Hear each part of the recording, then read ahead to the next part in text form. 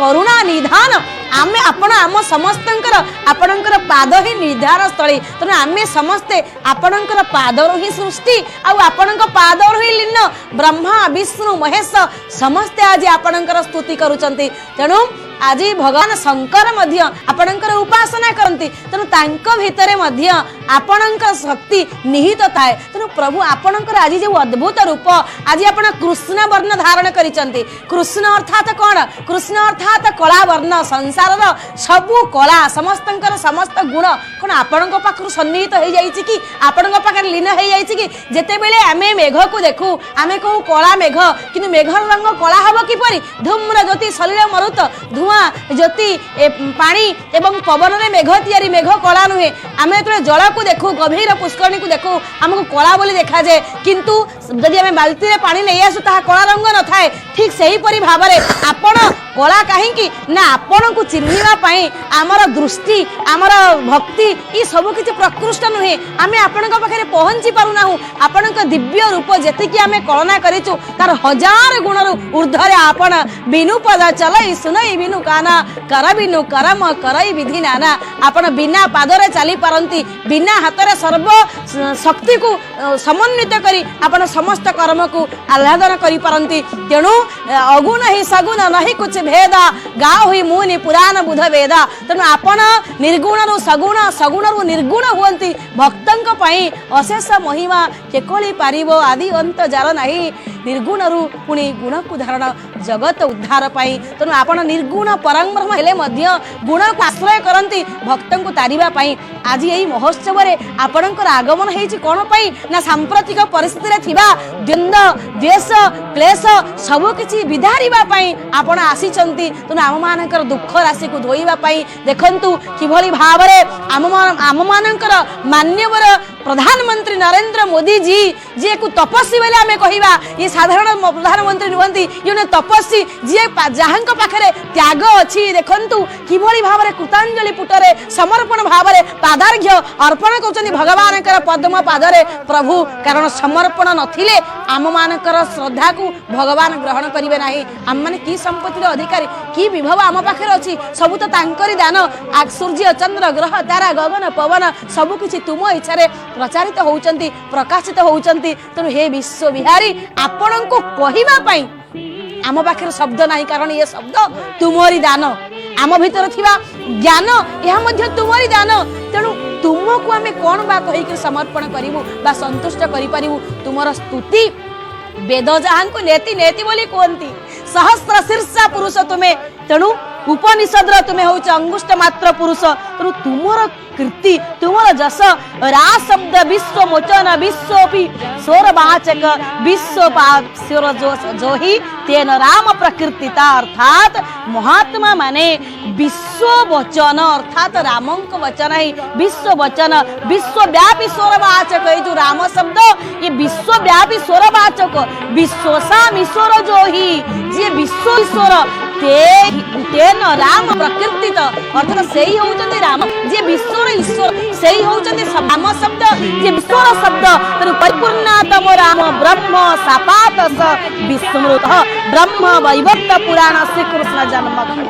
कृष्ण जन्मखंड ब्रह्म वैवर्त पुराण प्रमाण कले रा शब्द अर्थ विश्व म शब्द का अर्थ ईश्वर अर्थात राम शब्द आपण आम विश्व को देखुचे ईश्वर को देखुचे जगत को देखुचे ब्रह्म को देखुचे जीवात्मा को देखुचे परमात्मा को देखुचे प्रकृति को देखुचे एवं पुरुष को देखुचे परमात्मा होउचंती ब्रह्म होउचंती पुरुष जगत होउची प्रकृति तेणु एकाधारे राम शब्द जहाँ प्रकृति खंड रे ब्रह्म वैवर्त पुराण प्रमाण करे जे राम शब्द रे केवल राम नाहंती राम अछंती और सीता ମଧ୍ୟ अछंती किमिति ना आपण होउचंती पुरुष एवं प्रकृति रे समय सीता होउचंती प्रकृति आपण होउचंती पुरुष तेणु जीव एवं प्रकृति ब्रह्म एवं प्रकृति ये दी जनकर समन्वय जगत सृष्टि हुए आपण भितर आमे ताहा ही देखुचे ता शब्दर अर्थ विश्व विश्व एवं म शब्दर अर्थ होची ईश्वर तेणु आपण ही विश्व ଆପଣଙ୍କ ଭିତରେ ହିଁ ସୋ ଆପଣଙ୍କ ଭିତରେ ଈଶ୍ୱର ରାମ ଦଶରଥୀ ସୁଶ୍ରୋ ଲକ୍ଷ୍ମଣାନୁଚର ବୋଲି କାକୁସ୍ତ ପୁରୁଷ ପୂର୍ଣ୍ଣ କୌଶଲ୍ୟ ଯୋଗୁ ତମ ଅର୍ଥାତ୍ ରାମଚନ୍ଦ୍ର ହଉଛନ୍ତି ଦଶରଥଙ୍କ ପୁତ୍ର। ଇଏ ସୌର୍ଯ୍ୟ ବୀର୍ଯ୍ୟ ସମ୍ପନ୍ନ ଲକ୍ଷଣ ସମସ୍ତ ଲକ୍ଷଣକୁ ଧାରଣ କରନ୍ତି। ତେଣୁ ଆପଣ ପୂର୍ଣ୍ଣ ବ୍ରହ୍ମ ହେଇଥିବାରୁ ଆପଣଙ୍କ ଭିତରେ ହିଁ ଆପଣଙ୍କର ଅନ୍ୟ ତିନି ଭାଇଙ୍କର ଶକ୍ତି ସମନ୍ୱିତ ଅଛି। ମଧ୍ୟ ପ୍ରକୃତିକୁ ଧାରଣ କରିଛନ୍ତି। ଜଗତ ଏବଂ ପ୍ରକୃତି ଇଏ ସବୁ କିଛି ଆପଣଙ୍କ ଭିତରେ ହିଁ ତିଆରି। ମତ୍ସ୍ୟ କୁର୍ମ ବରାହ ନୃସିଂହ ବାମନ ତଥା ରାମ ରାମଶ୍ଚ ବୁଦ୍ଧ କଳିକି ଦାସ ସ୍ମୃତା। ତେଣୁ ଆପଣଙ୍କର ଏଇ ଯୋଉ ମୂର୍ତ୍ତିରେ ଆପଣମାନେ ଦେଖୁଛନ୍ତି ଟିକେ ପୂର୍ବରୁ ପଣ୍ଡିତ ମିଶ୍ର ଆଲୋଚନା କରୁଥିଲେ ଯେ 10 ଅବତାର ମଧ୍ୟ ଆପଣଙ୍କର ଏଇ ଶରୀର ଭିତରେ ଅଛନ୍ତି, ଯୋଉଥିପାଇଁ ଆପଣ ସେମାନଙ୍କୁ ମଧ୍ୟ ଭୁଲି ନାହାନ୍ତି। ଯୋଉ ଯୋଉ ସମୟରେ ପୁରୁଷୋତ୍ତମଙ୍କର ଦେଖନ୍ତୁ ପ୍ରଧାନମନ୍ତ୍ରୀ ମୋଦିଜୀ କିଭଳି ଭାବରେ ରୂପାର ନିର୍ମିତ ଯେଉଁ ଛତ୍ର ଏହା ପ୍ରଭୁଙ୍କର ଶିରର ଟିକେ ଉର୍ଦ୍ଧ୍ୱ ଭାବରେ ଲାଗି ହେବ ଏବଂ ସୁବର୍ଣ୍ଣର ହାର ଏ ମଧ୍ୟ ରଖାଯାଇଛି ପ୍ରଭୁଙ୍କ ପାଖରେ ସମର୍ପଣ କରାଯିବ ଏବଂ ଦିବ୍ୟ ବସ୍ତ୍ର ମଧ୍ୟ ରଖାଯାଇଛି। ଏଇ ଯୋଉ ଭବ୍ୟ ଆୟୋଜନ ଆମେ 1000 ବର୍ଷ ପୂର୍ବରୁ ପ୍ରାୟ 10,000 ବର୍ଷ ପୂର୍ବରୁ ଦେଖି ନଥିଲୁ କି ପର ସମୟରେ ମଧ୍ୟ ଦେଖିପାରିବୁ ନାହିଁ। ଯାହା ଆମର ଟିକିଏ ପୂର୍ବରୁ ଆମ ରିପୋର୍ଟର ଭାଇମାନେ ଆଲୋଚନା କରୁଥିଲେ ଯେ ପ୍ରକୃତରେ ଆଜି କ'ଣ ହେଉଛି ତାହା ଆମମାନଙ୍କର କଳ୍ପନା ଭିତରେ ହିଁ ନଥିଲା। ତେଣୁ ଆମେମାନେ ସମସ୍ତେ ଠାକୁରଙ୍କର ଆଜି ଯେଉଁମାନେ ବି ଯାଇପାରି ନାହାନ୍ତି ଥରେ ଥରେ ଯିବା ଦେଖିବା ଅଯୋଧ୍ୟାରେ ମହାପ୍ରଭୁ ଶ୍ରୀରାମଙ୍କୁ ଆମର ଯଶର ଆମର କୀର୍ତ୍ତିର ଆମର ସ୍ୱାଭିମାନର ବିଜୟ ଘଟିଛି। ଏହା ଇତିହାସର ସ୍ୱର୍ଣ୍ଣାକ୍ଷର ଲିପିବଦ୍ଧ ହେବ। ଆମେ କେବେ ଦେଖିନଥିଲୁ। ଦେଖନ୍ତୁ ରୂପାର ଯେଉଁ ପାତ୍ର ଆଜି ସବୁ କିଛି ଯେଉଁ ଦେଖନ୍ତୁ ଆମ ଦେଶ ଭାରତ ଠାରୁ ବିଭବଶାଳୀ ଦେଶ ଏ ପୃଥିବୀରେ କାହିଁ ଏ ପୃଥିବୀରେ ଦେଖନ୍ତୁ ଯିଏ ଏତେ ବିଭବ ପ୍ରଭୁଙ୍କୁ ଦାନ କରିପାରେ, ସୁବର୍ଣ୍ଣରେ ପାତ୍ରରେ ପ୍ରଭୁଙ୍କୁ ଭୋଜନ ଦେଇପାରେ, ସୁବର୍ଣ୍ଣର ଧନୁ ଦେଇପାରେ, ସୁବର୍ଣ୍ଣର କଠଉ ଦେଇପାରେ, ରୂପାର ପାତ୍ର ଦେଇପାରେ, କିଏ କହିବ ସେ ଭାରତୀୟ ମାନେ ଦରିଦ୍ର ବୋଲି? ଏ ଧନୀ ଦେଶ କିଏ ଅଛନ୍ତି ବିଶ୍ୱରେ ଯିଏ ତା ପ୍ରଭୁଙ୍କ ପାଇଁ ଏତେ ସମର୍ପଣ କରିପାରେ? ଆଉ କିଏ ଅଛନ୍ତି ରାମଙ୍କ ପାଇଁ ପ୍ରାଣ ଦେଇପାରେ? ଇଏ ହଉଛି ସେ ଭାରତୀୟ ଯେ ତା ପ୍ରଭୁ ପାଇଁ ଧନ ଦେଇପାରେ, ମନ ଦେଇପାରେ, ପ୍ରାଣ ଦେଇପାରେ, ସବୁ କିଛି ବଳି ଦେଇପାରେ। ତେଣୁ ଭାରତୀୟଙ୍କ ଠାରୁ ଶ୍ରେଷ୍ଠ ବିଶ୍ୱରେ କିଏ ଅଛି? ତା ସ୍ୱାଭିମାନ ପାଇଁ ଜୀବନ ଦେଇପାରେ ଆଉ ଜୀବନ ମଧ୍ୟ ନେଇପାରେ। ସିଏ ହଉଛି ଭାରତୀୟ, ସିଏ ହଉଛି ବୀର ଯେ ତା ପ୍ରଭୁଙ୍କ ପାଇଁ ତା ଚେତନାର ବିଜୟ ହେଇଛି, ଆମ ସଭ୍ୟତାର ବିଜୟ ହେଇଛି। ମାନବ ସଭ୍ୟତା ହିଁ ରାମ ସଭ୍ୟତା, ଅର୍ଥାତ୍ ମଣିଷଙ୍କ ଭିତରେ ରାମଙ୍କର ଗୁଣ ପ୍ରତୀୟମାନ ନହେଲେ ସିଏ କେବେ ମଣିଷ ପାରିବ ନାହିଁ। ତେଣୁ ବର୍ତ୍ତମାନ ସାମ୍ପ୍ରତିକ ପରିସ୍ଥିତିରେ ଯିଏ ଯୋଉ ପ୍ରକାର ଭାବରେ ଆମର ସାମାଜିକ ଚଳଣି ଆମେ ମାନେ ନୀତିରୁ ବାହାରକୁ ଚାଲି ଯାଇଛୁ। ତେଣୁ ହୁଏତ ଆଜି ପ୍ରଧାନମନ୍ତ୍ରୀ ମୋଦିଜୀ ରାମଙ୍କୁ ପ୍ରତିଷ୍ଠା କରିଛନ୍ତି ଯେ ମଣିଷ ସଭ୍ୟତା କ'ଣ ସ୍ତ୍ରୀ ପାଇଁ ଯେ ସମୁଦ୍ରରେ ସେତୁବନ୍ଧ ବାନ୍ଧି ଦେଇପାରେ, ତେଣୁ ସ୍ତ୍ରୀକୁ ଅସମ୍ମାନ କରି ନାହିଁ। ବୃଦ୍ଧ ପିତାମାତାଙ୍କ ପାଇଁ ଯେ ସତ୍ୟକୁ ପାଳନ କରିପାରନ୍ତି, ସତ୍ୟକୁ ଲଙ୍ଘନ କରିପାର ନାହିଁ। ତପ ସତ୍ୟ ବ୍ରହ୍ମ ସତ୍ୟ ସତ୍ୟ ବିସୃଜତେ ପ୍ରଜାଃ। ସଂସାରରେ ସତ୍ୟ ହଉ ତପସ୍ୟା ହଉଛି ସତ୍ୟ,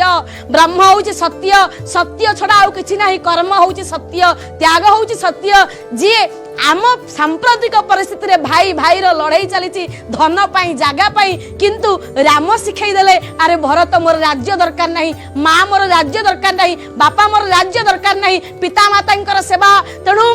ମାଙ୍କର ସେବା, ବାପାଙ୍କର ସେବା ଯିଏ ଆମକୁ ଶିଖେଇ ଦେଲେ ସର୍ବ ତୀର୍ଥମୟୀ ମାତା, ସର୍ବ ଦେବମୟ ପିତା, ମାତର ପିତର ତସ୍ମାତ୍ ସର୍ବ ଯତ୍ନେନ ପୂଜେତେ। ଆପଣ ମାନେ ମାଙ୍କୁ ପୂଜା କରନ୍ତୁ ସବୁ ତୀର୍ଥର ଫଳ ପାଇବେ, ପିତାଙ୍କୁ ପୂଜା କରନ୍ତୁ ସବୁ ଦେବତାଙ୍କ ଆଶୀର୍ବାଦ ପାଇବେ। ତେଣୁ ରାମ ଆମକୁ ଶିଖେଇ ଦେଲେ। ତେଣୁ ଆଜି ଆମେ ତାଙ୍କ ପାଖରୁ ଏଇ କଥା ଶିଖିବା ଯେ ବାପା ମାଙ୍କୁ ସମ୍ମାନ ଦେବା, ନାରୀକୁ ସମ୍ମାନ ଦେବା, ସମାଜ ପାଇଁ, ରାଜ୍ୟ ପାଇଁ। ସାମ୍ପ୍ରତିକ ପରିସ୍ଥିତିରେ ରାମ ମଧ୍ୟ ରାଜନୀତିର ଶିକ୍ଷା ଦେଲେ ଯେ ମୋ ପ୍ରଜାମାନଙ୍କ ପାଇଁ ମୁଁ ପତ୍ନୀକୁ ବନକୁ ପଠେଇ ଦେଇପାରେ, ମୁଁ ପତ୍ନୀକୁ ଦୂରେଇ ଦେଇପାରେ, ତ୍ୟାଗ କରିଦେଇପାରେ। ତେଣୁ ପ୍ରଜା ବତ୍ସଳ ହଉଛନ୍ତି ଶ୍ରୀରାମଚନ୍ଦ୍ର। ରାମ ରାଜ୍ୟ ହେଇଯାଉ, ଚାରିଆଡେ ରାମଙ୍କର ଆଦର୍ଶ ଖେଳି ଯାଉ, ଶାନ୍ତି ମୈତ୍ରୀ ପ୍ରୀତି ସବୁ କିଛି ଝଲସି ଉଠୁ ଆମ ଏ ପବିତ୍ର ଭାରତ ଭୂମି। ରାମ ରାଜ୍ୟ ହେଇଯାଉ, ରାମ ଚେତନାରେ ଭରି ଯାଉ, ଶାନ୍ତି ଆସୁ, ମୈତ୍ରୀ ଆସୁ, ନିଶ୍ଚିତ ଆସିବ। ଆମର ଆତ୍ମବିଶ୍ୱାସ କହୁଛି ନିଶ୍ଚିତ ଭାବରେ ଆସିବ। କାରଣ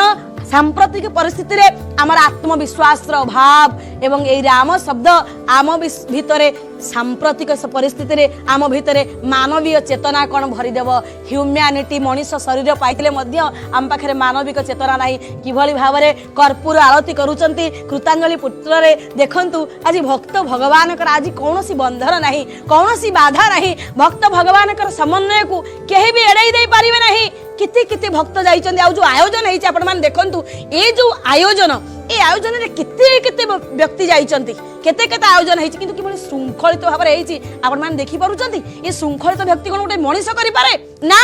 असंभव आज रामंकर ए जो कार्यक्रम को समस्ते निजर बोली भाबी करूचंती आपण टंका दे केबे लोक को किनि पारिबे नाही टंका दे कि काम करंतु किंतु किछि ना किछि त्रुटि रहि जिवो जेतेबेले आपणार पुणिया चली आसे निज काम बोली भाबी आमे करू निज घर काम कहि अवहेला करंती नाही तनु जेते जेते जो माने जो टेक्निकल प्रोसेस रे ए भली कार्यक्रम करा जाय छि यांत्रिक पद्धति रे समस्ते निज निज काम बोली भाबी करिचन जोति पई एते मात्रा रे मार्जित होई छि जहाँ को आपण माने कहउचंदी फिनिशिंग एते फिनिशिंग हबो नाही ए जो सिस्टमैटिकली एते फिनिशिंग कोनोसी काम हबो नाही एते बड़ काम आ एते कम समय मध्य रे ताहा जेमती हेइची देखंतु जो फूल सजा हेइची आपण साधारण भाबर देखंतु ए जो प्रकृत फूल केते दिन रे मौळीबो दिने 2 दिन 5 दिन रे मौळी जिवो ता माने एते कि दिन भीतर ही ए कार्यक्रम हेइची आ एते मात्रा रे मार्जित हेइची जो किभली भाव में स्वस्तिक चिन्ह होती पूर्व आपण मैंने देखिले जो रामंकर ना लेखा जाइए ये गोटे सद्य पुष्प भली लगुच एते कम समय भितर आ जो रूपार कारुकार्य होती आपण मैंने देखिले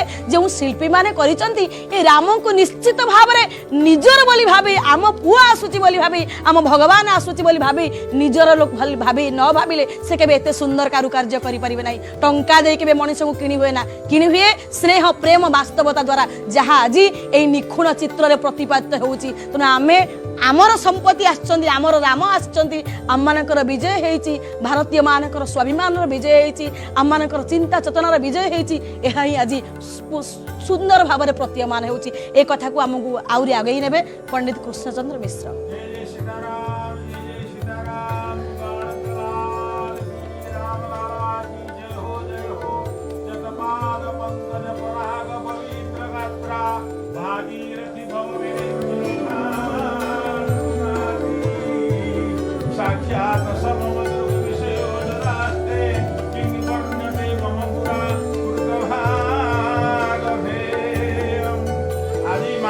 प्रधानमंत्री विचार करुथिबे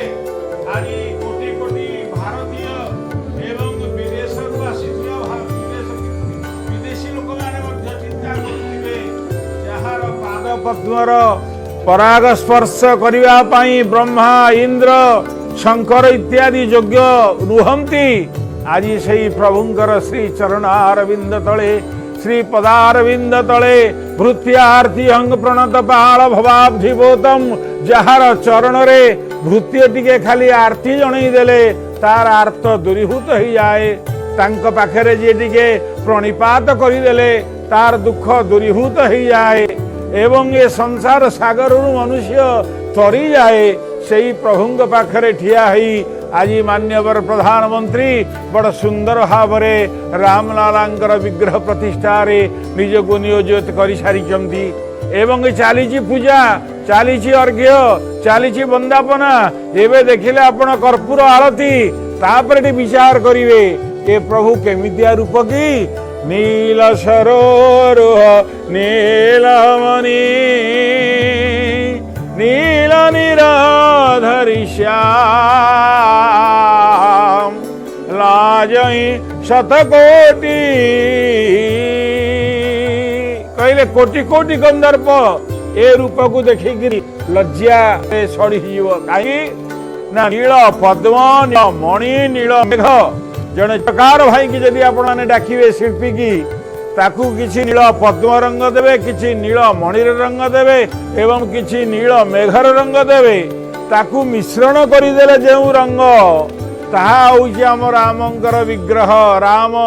विग्रहवान मूर्ति कहार ना सत्यर जेहेतु सी होउचंदी सत्य संध तेणु सेई प्रभुंकर ए दिव्य स्वरूप को देखी किए मागी ना बारंबार प्रभु जेतबेले मनु को कहले मनु महाराज तमे बर माग ना प्रभु ଆପଣଙ୍କର ପାଦ ପଦ୍ମକୁ ଦର୍ଶନ କରିଦେଲା ପରେ ମୋର ଆଉ ଜୀବନରେ କଣ ଅଛି? ନାଇଁ ପ୍ରଭୁ, ମୁଁ କିଛି ମାଗିବି ନାହିଁ। ନାଥ ଦେଖି ପାଦ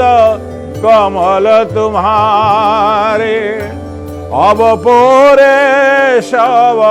काम हमारे। आज से पद्मपाद को आमे भी दर्शन कर अहोभाग्य बनुचे। सबू जेते दुख थिला, जेते यातना थिला, जेते क्लेश थिला, जेते शोक थिला, जेते भय थिला, प्रभु आपणकर पाद पद्म को दर्शन करी सब हो गला। जहाँ से दिन कही विजय मनु महाराज एबे देखुचंदी आळती की दिव्य आळती की भव्य आळती। किंतु मनु महाराज को जेतेबेले बारंबार कहिले सेतेबेले मनु महाराज मागिदेले, कहले हाँ प्रभु आपण देबे तो ना? हाँ मु देबी ना। जदि सत्य करंतु आपण कृपानिधि दानी शिरोमणि कृपानिधि आपण दानीकर शिरोमणि ना। कौन तुम चाहूच ना? चाही तुम ही समान सुत प्रभुषण कवन दुराऊ केवल आपण को बढ़िया पुओटे मु चाहूची। भगवान आश्चर्य होगले, कहले हईरे ससंग चक्रम सकिरीट कुंडलं सपीत वस्त्रम सरसीरुहे क्षणम सहार वक्ष स्थल कौस्तुभम नमामि विष्णु शिरसा चतुर्भुजम। मु तो शंख चक्र गदा पद्मधारी, अरे मो बढ़िया पुओटे केमती जीव ना? प्रभु आपण पर हाँ कले, एले कहले मते बर माग बाध्य कले, तेणु मु बर मागिदेली। तेणु से प्रभु आज जेतेबेले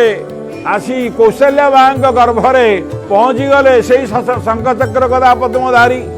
कौशल्या देखी आश्चर्य हो गले, के तमे किए से? ना बापा जहाँ को मागी मुसीए ना ना ये चलनी। माता पुनि बोली सोमती डोली तजउतात यहरो पा। माँ कहते बाबा रे ये रूप चलनी, मु जहाँ मागी छोटिया पिला टिके हो कि जे शिशु लीला अति प्रिय शीला यह सुख परम अनुपा। छोट पिला हैया सुनि बचन सुजाना रोदन ठाना होई बालक सुरभोपा। आरती श्री राम लाला की, आरती श्री राम लाला की। केड़े सुंदर भाव आमर मान्यवर प्रधानमंत्री महोदय आलती करुचंदी, एपटे चामर विंचा जाउचंदी एवं चामर पड़ुचंदी प्रभुंकर उपरे। कारण आलती एकथरे हब नाही, चामर आलती चामर तापरे आलट ये सब विधि विधान वैदिक विधान रे सब अच्छी। तेबे आलती की बारंबार बारंबार दौचंदी, कारण ए आलती मस्तक थरे देखा जीव, पादरे 4 थर देखा जीव, सर्वांगरे 7 थर देखा जीव बोली आम वैदिक विधान रे अच्छी। एवं तापरे चामर तापरे आलट। एबे आलती सरी नाही, प्रधानमंत्री की कौन कष्ट हो नाही? विचार टिके कले मुह कौन सुखी जाइए? ना ना, जोगीर मुह केबे सुखे ना। जोगीर मुह सब बेले उज्ज्वलमय, उज्ज्वलमय कांति रे। आज जो दिव्य भावना नहीं, आज जो दिव्य चिंता एवं चेतना रे परिप्लुत है। खाली प्रधानमंत्री नुहंती, ये समग्र विश्व ब्रह्मांडर जेतक ओडिया, जेतक मुस्लिम, जेतक हिंदू, जेतक ख्रिस्टियान समस्त आज एकत्रीकरण भाव रे आहा राम लालांकर की दिव्य स्वरूप की मुखारविंद। ए मुखारविंद को दर्शन करी बड़ सुंदर भाव रे प्रबंध पूर्णचंद्र रे कवि कहउचिंदी, अरे बोका भगवान ये मुख को कौन गोटे पद्म सहित तुलना करूँ? पद्म मुख बोली कहूचु, पाद को पुणी पद्म पाद बोली कहूचु, आखि की पुणी पद्म आखि बोली कहूचु। कि एगुड़ाक बाचाड़मी कहीं करुचु ना कहीं करबिनी ना? रे जहाँ को ब्रह्मा चतुर्मुखरे देखुचंती, शिव पंचमुखरे देखुचंती, ब्रह्मा 8 आखिरे देखुचंती, शिव 15 आखिरे देखुचंती एवं आपणकर आउ नाग बासुकी नाग जी 1000 आखिरे देखुची, ताकू कौन तू वर्णना करू? तेणु ये अवर्ण्य पुरुष, ये अगुण, ये अरूप, ये अलेख, ये अनंत, ये अखंड, ये अनादि, ये अचिंत्य, ये सर्वोतोपरि आपण मान देखुचंती। एपटे आदित्य जोगी मध्य छोटिया थाली टे धरी सी टे आलती वंदना करुचंती। एपटे आउ आरएसएस र मुख्य सी किछि वंदापना करुचंती। अरे किए एथिरे उन्मत न हबो? किए एथिरे निजकु समर्पण करि न दबो ए भाग्य आउ कोन जीवन रे मिलिबो ए भाग्य कोन आउ सत्य रे आसीबो आपण मान घरे बसी न्यूज 18 माध्यम रे जो माने दर्शन करूचंती टिके प्रभु को प्रणाम करंतु प्रभु को उद्देश्य रे ए टीवी की मध्य टिके वंदना करंतु सेते बेले जदि रामायण सीरियल देखि आपण माने टीवी की वंदना करूथिले वर्तमान स्वयं रामलाला प्रतिष्ठा होउचंती एथिरे कोन आपण मान टिके दीप देई परिबेनी एथिरे कोन टिके आपण पुष्प पकई परिबे नाही एबे आरती ग्रहण करूचंती काहे की आरती ग्रहण करूचंती ना आरती शब्दर आसीची आर्त ठारू अर्थात मु होउची दिनजन आर्त जे निजको विचार करे जेते बड़ ऊपर पाहियारे रहिथिले मध्य जेते बड़ अधिकारी हेइथिले मध्य जे निजको सब बेले भगवान चरण अरविंद रे समर्पण करि दिए सबई मन कृष्ण पदा अरविंद योर वचन वैकुंठ गुणानुवर्णने करो हरे मंदिर मार्जनादिषु श्रुति चकार अच्युत सत कथोदय अम्बरीश चरित्र देखिए राजा हेइथिले मध्य प्रत्येक दिन झाड़ू मारुथिले तेणु आज आम मान्यवर प्रधानमंत्री गोटे स्वच्छता दिवस या पूर्वर पालन करते बोधे 8-10 दिन पूर्वर जाई विभिन्न मंदिर रे से झाड़ू मारुथिले तो मुख्य उद्देश्य प्रभु निकट रे समर्पित हेबे कारण प्रभु निकट रे जे समर्पित न हेबे आहे दिन बांधव मोते आपणार करिनिय आहे दिन बांधव मोते आपणार करिनिय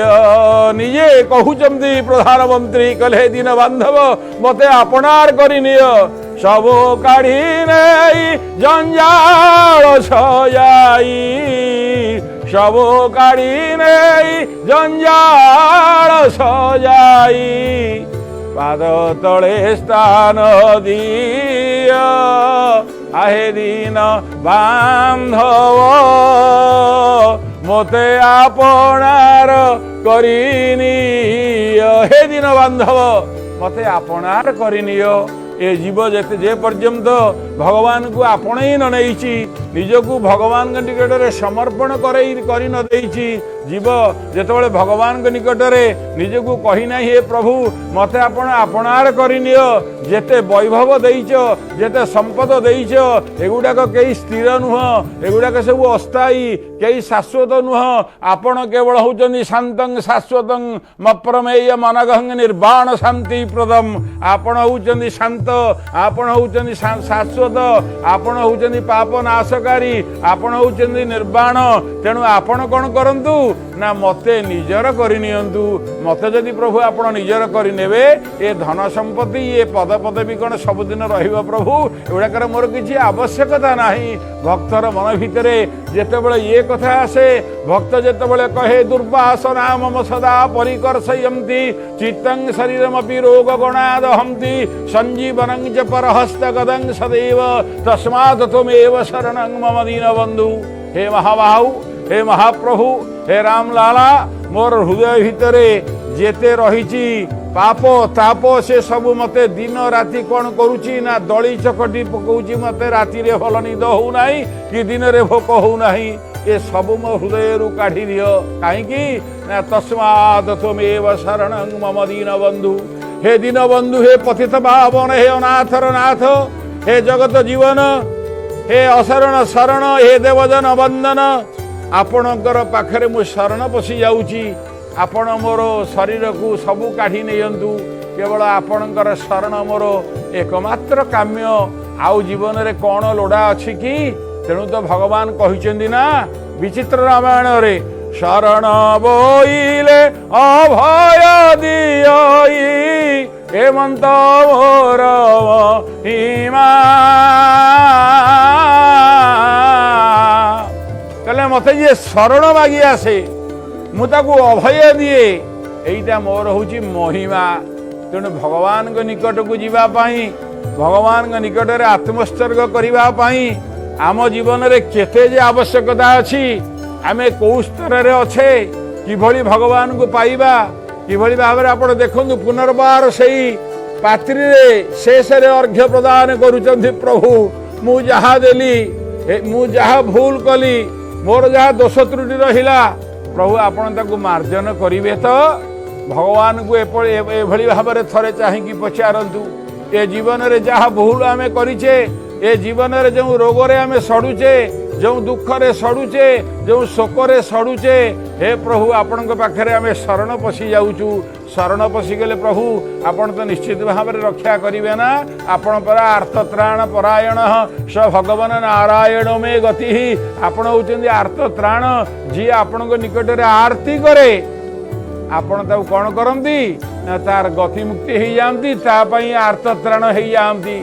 गज जेड़ा खिला जले ताड़ा को शुणिल कर्ण जोगले दीन बंधु आहे देन बंधु चक्र पेशी नक्र नासी हेले दीन बंधु हे ये गज यही रक्षा करि पारिले नाही कुटुंब माने छाड़ी सब पळेइले सर्वशेष निरूपाय गज निस्व गज कौन कला ना पद्म फूलटी आनिला भगवान के उद्देश्य रे डाकिला ओम नमो नारायणाय रक्षा कले प्रभु रक्षा कर मारिले मार तारिले तार गोटे मुहूर्त भितर आसीगला सुदर्शन चक्र चक्र को छेदन करदेला एवं से कुंभीर मरीगला गज उद्धार पाईगला ये काल काल पाई ये कथा रहीगला प्रभुंकर ये राम अवतार ठीक से भाव में केते अनन्य लीला करिसेंती चाहिए मनीष मान सहित जापारि थांते किंतु प्रभु मनीष को नेले आहा कि सुंदर मुकुट आपण मान देखुचंदी झलसुची प्रभुंकर मस्तक रे ए रामलालांकर मस्तक जो मुकुट झलसुची ता देखिले निजको किभली किभली लगुच मुखार बिंद को खाली दर्शन करंतु ये जो अपूर्व मुखार बिंद आपण मान दर्शन करी कृतार्थ हुंतु यहाँ पर प्रज्ञा राउत को मु दउछि महाप्रभुंकर दिव्य रूप अस्ति भाति प्रियं रूप नाम चेत्यंश पंचकम आद्यं त्रयं ब्रह्म रूपं माया रूपं ततो द्वयम् अर्थात महाप्रभु श्रीरामंक रूप रे ब्रह्म रूप एवं माया रूप विद्यमान जेतेबेले दिव्य रूप को देखीदेले राजर्षि जनक जी ब्रह्मंक व्यतीत अन्य रूप रे आकर्षित हो जाऊ रही किंतु आम आखि भौतिकतार आकर्षित हुए किंतु आज आम भितर मध्य से भौतिकतार आकर्षण नाही आज समस्त भितर गोटी आकर्षण ताहा होउचनी श्रीराम किंतु राजर्षि जनकंक भितर एकमात्र ब्रह्मर आकर्षण थिला भौतिकतार आकर्षण नथिला ब्रह्मंक व्यतीत भगवान के व्यतीत तांको आउ किछि सुंदर देखा जाउ नथिला आ जेते बेले आपण मिथिला कटक रे आपणकर प्रथम चरण स्पर्श कले सेते बेले आपणको संदर्शन करिवा परे राजर्षि जनक मध्य तल्लीन हेई आइथिले उद्बोध हेई आइथिले आपणक रूप रे जेमती नदी सागर में उद्वेलित हुए सही परि भाव रे जीव आपणक पाखरे उद्वेल रहला बने मिसी जीवा पाई तल्लीन होई उठला राजर्षि जनकंकर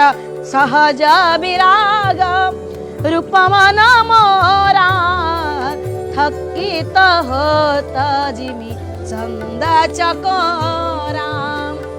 तांकर दिव्य नेत्र तांकर ए जो वैराग्य नेत्र आपणक पाखरे लाखी जाइथिला तेनु आपणक पाखरे आपण होउचनी पूर्ण ब्रह्म कारण आपणक पाखरे तीनोटी गुणर समाहार अछि अस्ति भाति एवं प्रिय सत चित एवं आनंद ये तीनटा गुण थिबारु तो आपण सचिदानंद आपण ही ब्रह्म आपण ही पूर्ण ब्रह्म तेणु आपणक भितरे देखंतु किभली भाबरे सुंदर अलंकार रे सुवर्ण रे महाप्रभु सज्जित होइचंती गोटिए गोटिए देखंतु महाप्रभु को ए जो सुंदर वस्त्र जे तयारी करिचंती परिधान पई से मध्य केते भाग्यवान तांकर अहोभाग्य से सुंदर वस्त्र को तयारी करिचंती तेणु तांकर जो दिव्य भाव प्रभुंकर सेवा आमे समस्ते प्रभुंकर सेवा रे आज अच्छे जेते आमे प्रभुंक कथा कहूचे ए मध्य सेवा जो माने आम न्यूज 18 ओडिया माध्यम रे महाप्रभुंकर भव्य दर्शन को उपभोग करूचंती से मध्य तांकर सेवा आउ माननीय प्रधानमंत्री मोदी जी से मध्य समर्पण मुद्रा रे अछंती देखं समस्ते आज प्रभुंक पादरे समर्पण करूचंती तांक पाखरे समर्पण छड़ा आउ किछि नाही समस्ते समस्तंकर सेवार लीन अछंती कि भली भाबरे सुंदर ये जो यज्ञ ये जो पद्धति वैदिक पद्धति को आपणा जाउची आर मध्य अनेक प्रभाव अछि वेदर मंत्रर अनेक प्रभाव अछि यज्ञ विधान रे ता स्पष्ट रूप रे प्रमाण करा जायछि जे यज्ञ परे परे मनीष अनेक शांति पाए समस्त आज एकाकार हो जाइछन्ति केते साधु संत दंडी त्रिदंडी ए सबु सन्यासी माने आज उपस्थित होइछन्ति केते धर्मर गिरी पुरी भारती वन अरण्य पर्वत सागर तीर्थ आश्रम सरस्वती सबु संप्रदायर सन्यासी माने मध्ये आछन्ति आपण माने देखुथिबे जे महिमा धर्मर सन्यासी माने मध्ये किछि दिन पूर्व किछि समय पूर्व आमे देखुथिले से माने मध्ये उपस्थित होइछन्ति जे निराकारवादी से साकारवादी नहंती किंतु रामंक पाखरे मध्ये से तांकर निर्गुण निराकार परम ब्रह्म को दर्शन करूछन्ति मध्ये से माने मध्ये आकर्षित होइकरी चाली जाइछन्ति तेणु आज संप्रदाय किछि नाही जते बेले वैदिक समय रे चारि धर्म पांच संप्रदाय तयारी करा गला बा पंच देवता उपासना थिला से सब को मध्ये आमे भूली जाइछु आज रामंक भितरे आमे सबु धर्म को देखुचंती आज किछि कहा भितरे कोनोसी आध्यात्मिक द्वेष नाही कि कोनोसी आदि भौतिक द्वेष नाही कि कोनोसी दैविक द्वेष मध्ये नाही समस्तक भितरु हिंसा द्वेष किछि समय पई अपसरी जाइछि आ एई जो भावना फिर तो किछि दिन पई रहू हमर राम राज्य प्रतिष्ठा हेउ ताहा मध्ये हमर एक उद्देश्य अछि आमे मध्ये एई कथा माध्यम रे हमर भावना को अयोध्यार प्रभुंकर श्री रामचंद्रंकर पादरे समर्पण करूचे जे आमवानकर अंतर जहा भावना तुमे ही ग्रहण कर कारण तुमे ही तो अंतर्जामी तुमे ही तो सबु स्थान रे ही तो तुमर व्यापकता रहिछि तेणु अणुठारु स्थान पर्यंत अत्र तत्र सर्वत्र तुमे विद्यमान तेणु तुमे तो आदि कारण तुमे तो अनादि कारण तुमे ही तो निर्गुण तुमे ही तो सगुण तुमे ही आमर राम तुमे ही आमर आत्मा कारण आमर अंतर भितरे एक राम नाम ध्वनि चली एक हंस भजन चली ए हंस भजन माध्यम आम प्रकृति पुरुष को भजन करुचे तेणु अंतर्निहित स्वर आमर गोटे उद्भासित होउची जहाँ आम शुणी पारुना आम भितर गोटे अनाहत नाद कारण नाद ब्रह्मरु संसार सृष्टि गोटे होउची आहत नाद आ गोटे होउची अनाहत नाद आहत नाद जहाँ खंडित हुए एवं अनाहत नाद जहाँ अखंडित हुए तेणु आम भितरु जेतेबेले आमे अनाहत नाद को उपलब्धि करिबा अनाहत नाद को उपभोग करिबा तेबेले केतेबेले करिबा ना जेतेबेले आमे बाह्य जगत ठारू विच्छिन्न हेइ जिबा तेणु महाप्रभुंकर भव्य दर्शन आपण माने करूचंती ए कथा को आगे नेबा पई मु अनुरोध करिबी पंडित कृष्णचंद्र मिश्र को जय जय सीताराम जय जय सीताराम सीताराम सीताराम सीताराम कहिए जाहि विधि राखे राम ताहि विधि रहे सीताराम सीताराम सीताराम कहिए ए जीवन को सार्थक करने को हेले आमे सीतारामंकर जो दिव्य नाम ताकू बारंबार बारंबार उच्चारण करिवा एवं प्रभु आमको जेभली भाव में रखिछन्ति जदलपम ततबहु न्याय रे आमे सेही भली भाव में अवस्थापन करिवा एबे देखुछन्ति पूजा सरीगले एबे प्रधानमंत्री धीरे धीरे धीरे धीरे आसुचन्ति बोधे प्रदक्षिण करिवे एही जगह आमे विचार करिवा हे प्रभु हे महाप्रभु ओं जह वै श्रीरामचंद्र स भगवान वैत परमानंद आत्मा आमे जो रामलालांकर दिव्य अपूर्व मुखारबिंद दर्शन करुचे सी होउचंदी रामचंद्र रामरु रामचंद्र हे गले जेतेबेले मागी देले केतेबेले ना बापा को मागुचंदी कहले पिता जेतेबेले जो चंद्र आकाश रे उदय होउची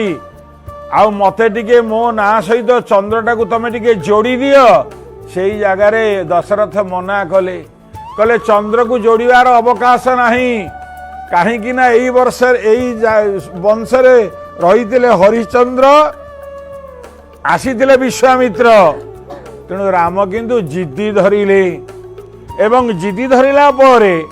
रामंक सहित चंद्र जोड़ा गला एवं आपण मान देखिए परवर्ती पर्याय रे विश्वामित्र आसिले एवं रामचंद्र को नहीं गले एठी किंतु सही रामचंद्र एवं रामलाला उद्देश्य रे कहा जाउची ये होचंदी परमानंद ये होचंदी आत्मस्वरूप ये होचंदी परमात्मा ये हूँ सचिदानंद श्रीमत राघव पाद पद्म जुगलम। श्री रामंकर पाद पद्म जुगल को जी बारंबार बारंबार वंदना करे पद्मया पद्मस्थेन। एवं देखुले ना पद्म फूल रे प्रभु पूजा होउथिले सेई पद्म फूल रे एवं निजे पद्म फूल रे बसी पद्म फूल अर्पण करिव पद्मजेन विनूतन पद्माश्रयास्यापते। एवं राम लालांग उपरे जो माने पद्म फूल देई पद्मासन रे बसी पद्मासन गोटे आसन अछि पद्म फूल करा कहंतु नाही ए पद्मासन रे बसी जे रामलाला को कौन करिव पूजा करिव जे निश्चित भाव ये संपूर्ण संसार दुख शोक जातनारू निवृत्त रही। आहा प्रभु की दिव्य स्वरूप एपटे आपण मान देखुचंदी प्रधानमंत्री पूरा आजानुलंबित अर्थात लंबी जाइछंती भगवान को पाद तले गड़ी जाउछंती मस्तक लगेई मुंडिया मारुछंती एवं एभली मुंडिया मारिले जहाँ आपण माने कहिबे कौन ना भगवान को मुंडिया मारिबा को आंठू हमको परमिशन दउनी भगवान को पाद तले पड़िबा पई हमर इच्छा नाही हमर मन नाही किंतु ना जदि मन भितरे दृढ़ इच्छा शक्ति थिवो तेबे निश्चित भाव आपण माने सेई बळी भाव रे भगवान को निकट रे साष्टांग प्रणिपात करिवा हे। एबे देखिले एपटे पद्म धरि आइचंती निजे आउरा हमर माननीय मुख्यमंत्री एपटे उपार कारुकार्य मझिरे अच्छे रामलाला सेपटे आपणकर अच्छी आउ प्रधानमंत्री तो कथ भितर टिके विचार कले वंदे रामं जगद्वंद्यं सुरारस्यं शुचिश्रियं कंदर्प कोटिलावण्यं कामियार्थ प्रदायकम। कल कंदर्प कोटि कोटि कोटि कंदर्पर लावण्यता को चोरी करी आछंती मदन जार परिचार रावण कहूची मदन जार परिचार। अरे हे विलंगा रामायण वर्णना करा जाइछि ए रामंकर स्वरूप दर्शन कला परे मन भितर रावण आछि कोटि कोटि मदन एंकर किंकर हेबे सेवक हेबे एठी मध्य सेई बळी भाबरे को जाउछि कंदप कोटि लावण्यम कामितार्थ प्रदायकम। एवं ये सकल कामना प्रदायनकारी ए जो रामलालांकर दिव्य मुखरु आपण माने उठी आसुथिबा फुटी आसुथिबा जो मुखारविंदर जो हस प्रभुंकर जो लगी रामानंदी चिता से प्रभु को टिके दर्शन करंतु तो आखि पुरे हे प्रभु शत्रुस्त्र नयन रे ये विश्व को चाहि थातु ये विश्व आपणकर अधीन रे ये विश्व आपणकर आपण ये विश्व मालिक आपण ये समग्र विश्व को टिके अमृत दृष्टि पकई दे ये विश्व मधुमय हेई आकाश मधु झरिव पुष्प मधु हब वनस्पति मधु हब मधुबाता ऋतायम मधु क्षरंती सिंधव समुद्र रे वर्षा हेजिव एवं ये मधु मधु भितरे ये सामग्रिक जीवन ये प्राणी जगतंकर जीवन जाता मधुर हेजिव। पुनर्बार कहउछम नील जिमु संकाशम आपणकर जो देह ये हूँ नील जिम जिमु तकले मेघ नील मेघ सदृश कलाहांडिया मेघ सदृश नीलालवृताननम आपणकर अलका गुड़ा मध्य नील वर्ण आपण माने जानिछंती वर्धंत की पंगति कुंदकली अधराधर पल्लव खोलन की चपला चमके घन बीच जरे छवि मोती न मोलव मोलन की घुंघराई लटे लटके मुख ऊपर कुंडल लोल कपोलन की नेवचावरी प्राण करे तुलसी जाइल नाई न बोलन की। सर्वशेष रे तुलसीदास कहते कहले जो राम हसीदेले जो बालक राम हसीदेले तांको दांत गुड़ाक सब डालिंब दर्शन भलिया जाए एवं जो रामंकर चुटी गुड़ाक अलका पंक्ति जिते गाल उपरे पड़ जाए गालटा हूँ गालू बिजुली स्फुरित है भली जना जाए से राम मोर कौन बंधु ना नयन पथरे आसतु केतेबेले नयन पथरे आसतु जेतेबेले मो जीवन छाड़ी छाड़ी जाउथिबो सेतेबेले प्रभु मो निकट को आपण आसीबे ना सेतेबेले मते साथ टिके देबे ना मते प्रभु से टिके कृपा करिवे ना ए कथा को जब विचार करा जाए भगवान तत्क्षणात कहि दउछिन मरे समनु प्राप्ते श्री राम सीतया सह। हे संत स्वामी तुलसीदास जी महाराज ब्रह्मा कथा कहउचंदी आपण मरण समय रे यदि सीता माता सहित जहार निकट को जीवे सदृश्य साक्षात सौमित्रेण सह सांगरे लक्ष्मण कौन छाड़ी आनिवे कि सांगरे लक्ष्मण भी छाड़िबेनी ताकू भी सांगरे आनिवे दक्षिणे लक्ष्मण दस्य वामे जनकात्मजा आनिले कौन हब नित्यम चावरात्रेषु रामस्ते मां समाहितः। हे प्रभु से जीव तत्क्षणात् मुक्त हो तेणु जो मंगल ध्वनि भितरे मंगल मंत्र उच्चारण भितरे भव्य मंदिर रे अनेक घात प्रतिघात भितरे अनेक आशा आशंका भितरे रामलालांकर प्राण प्रतिष्ठा से अभिजित मुहूर्त दिव्य भव्य मुहूर्त आपण मा दर्शन करुथिले ए देखुचंदी शास्त्रांग प्रणिपात करुचंदी मान्यवर प्रधानमंत्री महोदय निजको तुच्छ बोली करुचंदी कहले प्रभु आपण को लागिला ये भारत वर्ष आपण को लागिला ये विश्व आपण यार रक्षक मो यार होची सेवक। आपण मान जानिचंती करपत्री महाराज जेतेबेले अभिशाप देले जेतेबेले पार्लियामेंट आगे 400 साधु को गोली करी मारी दिया गला करपत्री महाराज सेतेबेले कहि दिले जन प्रधानमंत्री की कहले तमे नथिबो ये पार्लियामेंट भवन रहिबनी नुआ भवन हब एवं जन हिमालय रु जोगी आसीबो सी राजसिंहासन रे बसिबो। आज सही कथा सफलीकृत होती करपात्री महाराज ए कथा को आपण भल भाव पेपर रे पढ़ुवे एवं संवाद रे शुणुवे 400 साधु को मारी दिया गला तेणु साधुर अभिशाप आउ जड़े साधु आसी आम प्रधानमंत्री भाव आमको शासन करुच्ची रामलाला दर्शन करदेले अहो सेपटे देखुं दिव्य अयोध्यार जो मंदिर एपटे देखुं तो प्रधानमंत्री पूजा एपटे देखुं रामलाला छवि एपटे देखुं शास्त्र ये अत्यंत चमत्कार दृश्य पंडित मिश्रा आम तो दर्शक मान देखा से चमत्कार दृश्य ये दृश्य को जिते कोटी कोटी भारतीय अपेक्षा थिला जो प्रतीक्षा थिला तार अंत होइछि एवं रामलाला प्रतिष्ठा होइछि ये जो अभित मुहूर्त ये अत्यंत स्मरणीय मुहूर्त जिते सारा देशवासी आज राममय हो जाइछन्ति मंत्र उच्चारण पदवे कि मंगल ध्वनि रे कंपित होइछि पूरा परिवेश एवं जो माने स्वचक्षु देखुछन्ति एवं से धन्य हो जाउछन्ति एवं आमे जेते टेलीविजन माध्यम देखुछु जदि आम मन प्राण एठी अछि मन किंतु समस्तंकर अयोध्या रे जेते अयोध्या राम मंदिर कथा अछि आमे टिके हम दर्शक मानकु विशेषत्व संपर्क जणाइबु होछि 3 महला प्रत्येक महला होछि 20 फुट उच्चता 161 फुट ओसार होछि 250 फुट गर्भगृह रे रामलाला प्रति स्तंभ कला एवं सभ्यतार झलक देखा मिली। आउ गोटे विशेषत्व हेउछि कि मंदिर रे आदौ लुहा व्यवहार होइनी प्रथम पर्यायर लागि 14 सुना कपाट लागि मंदिर रे 40 रु अधिक स्वर्ण द्वार अछि सम्मुख रे आपण देखि पारुथबे जटायुंक मूर्ति अछि वाल्मीकि विश्वामित्र अस्थि निषाद राजा माता सबरी अहल्या मध्य मूर्ति अछि चारि कोण रे 4 मंदिर अछि यहा होछि राम मंदिर विशेषत्व कि चारि कोण रे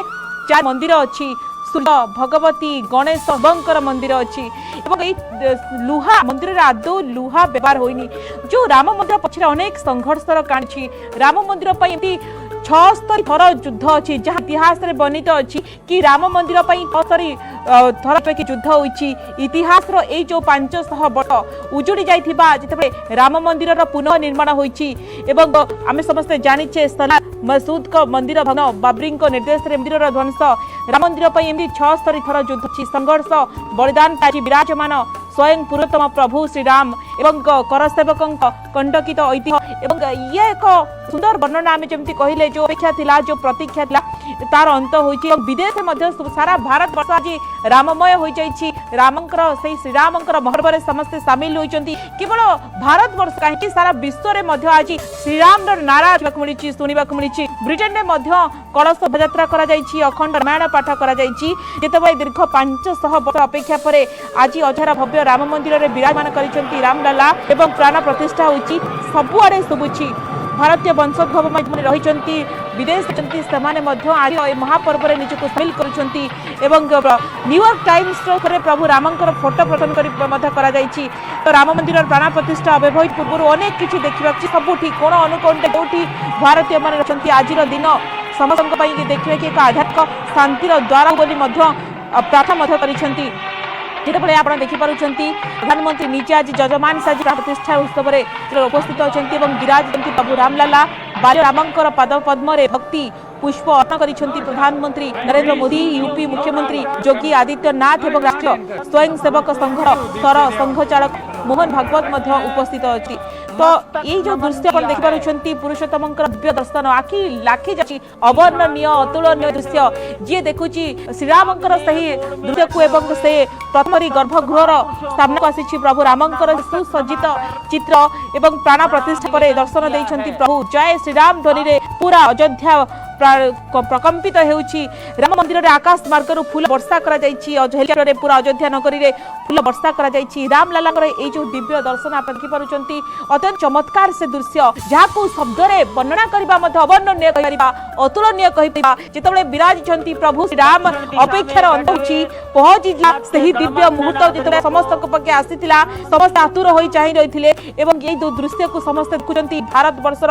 समस्त कोटी कोटी श्री राम प्रेमी जो माने भक्त रहिचंती जो माने श्रद्धालु रहिचंती समस्त आज दर्शन करिसंती जो भाग्यवान मने करूचंती एवं पीढ़ी पर पीढ़ी जो अपेक्षा थिला जो संघर्ष बलिदान त्याग कहानी थिला अनेक रक्त होइछि अनेक युद्ध होइछि अनेक किछि कहानी रहिछा पछरे से ऐतिहासिक मुहूर्त आजिर सूर्योदय इतिहास स्वर्णाक्षर रे सब दिन पाई लिपिबद्ध होई रहिबो एवं आजिर दिन को सब मन रखिबे। आजिर दिन आध्यात्मिक एवं शांतिर द्वारा हेबो ताहा मध्य समस्त मध्य प्रार्थना करिसंती।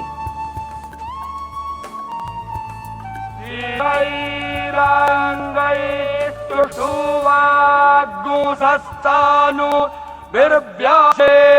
महिदे महिता जदायुः स्वस्ति न इन्द्रो वृद्धशरवाः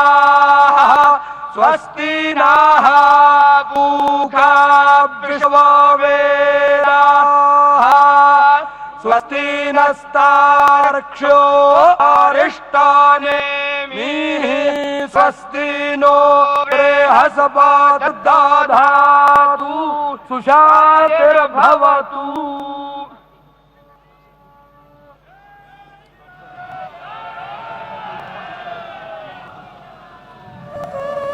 हमारे ट्रस्ट के ट्रस्टी पूज्य स्वामी गोविंद देव गिरी जी महाराज, उडुपी मठ पेजावर मठ के मध्वाचार्य विश्व प्रसन्न तीर्थ जी महाराज और अयोध्या निर्मोही अखाड़ा के महंत दिनेन्द्र जी महाराज को निवेदन करता हूं मंच पर पधारें और वस्त्र भेंट कर अपना सम्मान अपनी कृतज्ञता ज्ञापन करें मंच पर बैठे हुए महानुभावों के प्रति। पूज्य गोविंद देव जी महाराज माननीय प्रधानमंत्री जी के लिए, विश्व प्रसन्न तीर्थ जी महाराज डॉक्टर मोहन राव भागवत के लिए, महंत दिनेन्द्र दास जी महाराज माननीय मुख्यमंत्री योगी जी के लिए वस्त्र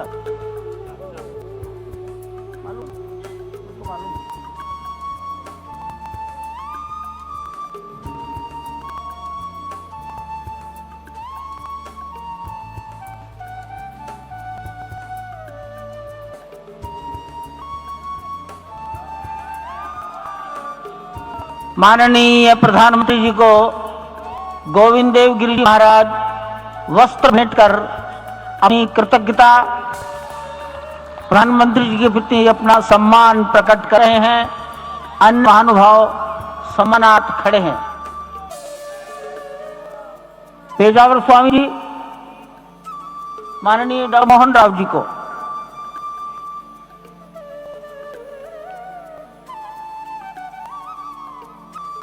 महंत दिनेन्द्र दास जी योगी आदित्यनाथ जी के प्रति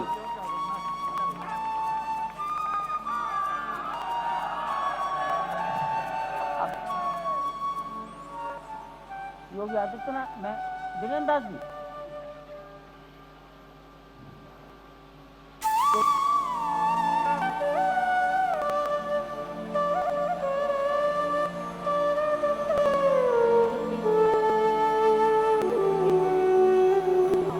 चमत्कार दिशुची स्वतंत्र जिते से ऐतिहासिक दिव्य मुहूर्त पूर्वर तो ये जो दृश्य आप देखिए ऐतिहासिक मुहूर्त आज दिन में निश्चित भाव में सबुदिन समस्त स्मरणीय दिन जितेबले स्वर्गपुरी जमी पाई जाइए अयोध्या राम मंदिर परिसर नववधू भली होती ये चमत्कार से दृश्य जितेबाला रामलाला से कमनीय प्रतिमा को चातक पड़ी चाही रही किसी समय पूर्व जितेबाला प्रतिष्ठा उत्सव में प्रधानमंत्री जितेबाला जजमान उपस्थित थे रामलाला कमनीय प्रतिमा को चातक भली चाही वंदना करते प्रधानमंत्री जन्म स्थान में विराज रामलाला दिव्य एवं अलौकिक कहीपर दिव्य अलौकिक श्रीमुख दर्शन समस्ते कहते एवं अत्यंत चमत्कार से आज कहीपर आरंभ राम राज्य ये जितेबाला आज राम राज्य आरंभ होती समाज समस्त प्रकार गोटे असमानता समाप्त होती समस्ते प्रेम बांटी प्रेमर सहित बने अयोध्या ठारू यही परिवर्तन ये समग्र देश में आरंभ होती समस्त भितर एक प्रकार शांति सौहार्द रहिबो ए बार्ता आज सारा भारत वर्ष को जाइए सारा भारत वर्ष कहीं ये सारा विश्व को मध्य जाइए जितेबाला समस्त प्रेम बांटे प्रेमर सहित बंचे एवं समस्त भितर शांति रहिबो सौहार्द रहिबो तार एक निदर्शन देखा मिली आज सारा विश्व देखुची कोटि कोटि लोक देखुचंती कोण अनुकोण जो मैंने रही राम भक्त से देखुचंती एवं रामलाला आसवा फल आज देश राम राज्य होइछि एवं एक कथा किसी समय पूर्व राम जन्मभूमि तीर्थक्षेत्र मुख्य पुरोहित आचार्य सत्येंद्र दास कहते आज एते सुंदर प्राण प्रतिष्ठार समस्ते सामिल होइछंती एवं एक कथा कहुई कि आज आरंभ होइछि राम राज्य समस्त प्रकार असमानता समाप्त होइछि समाज रे समस्त भितर सौहार्द रहिबो शांति रहिबो आनंद रे समस्ते कालातिपात करिवे एवं भक्तंकर जेमती कहवा कथा जेमती लागुछि आमे त्रेता युग को फेरी जाइछे सेमती समार अनुभव करूछंती जुआरे आपण सुनिबे जय श्री राम नारा चारियाडे रामंकर स्वर ही सबुठी सुनिबा को मिलुछि रामंक कृपारु सबु ठीक चलीछि राम भक्त जहा चाहुतिले आजी ता पूर्ण होइछि रामलालांकर आशीर्वाद द्वारा समस्त विघ्न दूर हेबो जहा समस्त मन कहउछंती जेमती स्वर्गपुरी पलट जाइछि अयोध्यार राम मंदिर परिसर देखंतु केते भक्तंकर समागम होइछि दूर दूरांतर अनेक साधु संत भक्त समस्त आज एकाठी होइछंती एबे जो महेंद्र बेला थिला 2 घंटार महेंद्र बेला 84 सेकेंड अभिजीत मुहूर्त कहुए एवं से 84 सेकेंड अभिजीत मुहूर्त रे प्राण प्रतिष्ठा होइछि एवं ये एक ऐतिहासिक क्षण आमे कहि परिबा निज भगवान को स्वागत करबा पई पूरा देश आज चलचंचल होई पड़िछि पूरा पली रे सुनाउछि जय श्री राम भगवान को स्वागत करबा पई सूर्य देवता मध्य आज नतमस्तक होइछंती ता पानीपागरु मध्य जणी जणुछंती चारियाडे मयम परिवेश सृष्टि होती सबुआडे देखंतु पूरा संभार अयोध्या कोणे कोणे प्रतिध्वनि रामंकर प्रतिध्वनि सुनिबा को मिलिछि एवं अति चमत्कार लागुछि दृश्य जेतेबेले समस्त एकाकार होइछंती समस्त एकाठी होइछंती एवं ये दृश्य ये भारतीयता परम प्रतीक होइछंती प्रभु रामलाला की जय रे परिवेश प्रकम्पित होउछि एवं भारतीयतार परम प्रतीक होउछथि प्रभु श्रीराम निज स्व मंदिर रे स्थापित हेले जोठी तंबू तले प्रभु श्रीराम पूजा पाउथिले 500 वर्षर अनेक रहिछि इतिहास रहिछि जेमति संघर्ष रहिछि अनेक 76 थर युद्ध मध्ये होइछि अनेक रक्तपात होइछि मामला कोर्ट कर जाइछि शेषरे निजर मूल आस्थान को 500 वर्ष फेरिचंती प्रभु श्री रामलाला आपण खुचंती देखु जेमति आखिर लुह कहूछि एवं समस्त भक्त आखिर आसुकिरे असाध्य आसी जाउछि एवं समस्ते कहू देखिके ए दृश्य को केही निचुकाई मध्य पारुनाती राममय हो जाइछि आज अयोध्या नुहे सारा देश देखिबा कि राममय हो जाइछि प्राण प्रतिष्ठा पूर्व स्वतंत्र भाव में पूजा करा जाइथिला जजमान साजिल प्रधानमंत्री नरेंद्र मोदी जो 11 दिन धरी की पूजा करथिले केवल पैड पिही रहिथिले 11 दिन आज जजमान साजी प्राण प्रतिष्ठा उत्सव रे प्रधानमंत्री आज जजमान साजी छथि एवं आमे देखिलु प्राण प्रतिष्ठा पूर्व मंदिर स्थिति मध्य परखिथिले मुख्यमंत्री योगी आदित्यनाथ एवं मंत्री अतिथि उपस्थित भक्त को मध्य नीचे योगी भेटिछंती राम मंदिर रे प्रधानमंत्री स्वतंत्र भाव में पूजा अर्चना करिछंती जेतेबेले जय राम कर धीरे पूरा परिवेश प्रकम्पित हेउछि जीव साधने वाले हमारे इस देश की परंपरा के अनेक महान रत्नों में आज हम लोगों को समय की आवश्यकता युग की आवश्यकता सनातन के अंतकरण की आवश्यकता के रूप में हमारे माननीय प्रधानमंत्री जी प्राप्त हुए हैं यह केवल इस देश का नहीं, यह संपूर्ण सौभाग्य है कि आज एक राजदर्शी हम लोगों को प्राप्त हुआ। आपके मंगल हाथों से आज प्रतिष्ठा होने की बात थी, वह स्वाभाविक भी था, वो होना ही था मित्रों। लेकिन मुझे इस बात का आश्चर्य हुआ जब मुझे लगभग 20 दिन पूर्व समाचार मिले कि माननीय प्रधानमंत्री जी इस प्रतिष्ठा के लिए स्वयं अपने लिए क्या क्या अनुष्ठान करके सिद्ध करना चाहिए स्वयं को, उसकी नियमावली आप लिख करके भेजें।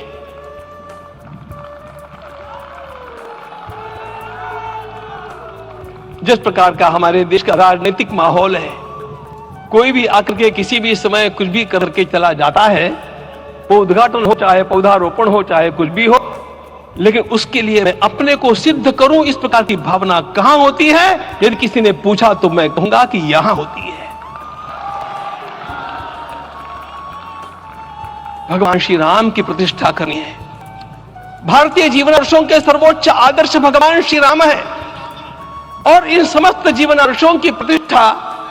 करने के समान ही यहां की प्रतिष्ठा रही है। इसलिए एक महानुभूति को ऐसे लगा कि मैं अपने को भी साधूं। मैं कर्मणा मनसा वाचा, कर्म से, मन से और वाणी से अपने को के लिए शुद्ध बनाऊं, सिद्ध बनाऊं, और उसका मार्ग तप ही है। भगवत गीता ने कहा, यज्ञ दान तप कर्म न त्याज्यम कार्यमेव तत्। तप से ही विशेष परिशुद्धि होती है। आज मुझे आपको बतलाने समय अंतःकरण गदगद होने की अनुभूति हो रही है। मैंने तो कहा था, हम लोगों ने महापुरुषों से परामर्श करके लिखा था, आपको केवल 3 दिन का उपवास करना है। आपने 11 दिन का संपूर्ण उपोषण किया। हमने 11 दिन एक मुक्त रहने के लिए कहा था, उन्होंने अन्न का ही त्याग कर लिया। महाभारत में कहा गया है, अनशन यह सबसे बड़ा तप है, अनशन। और उसको उनके जीवन में साकार होते हुए मैंने केवल देखा नहीं, मैं थोड़ा तार्किक हूं। आपकी परम पूजनीय माता जी से मिलकर मैंने उसको रिकन्फर्म भी किया था कि आपका ये अभ्यास 40 वर्षों का है। ऐसा तपस्वी कोई राष्ट्रीय नेता प्राप्त होना यह सामान्य बात नहीं है। वे इन दिनों में हमने कहा था आपको विदेश प्रवास नहीं करना चाहिए, क्योंकि सांसर्गिक दोष भी आते हैं। विदेश प्रवास टाल दिया सांसर्गिक देशों के इस दोषों की संभावना के कारण, लेकिन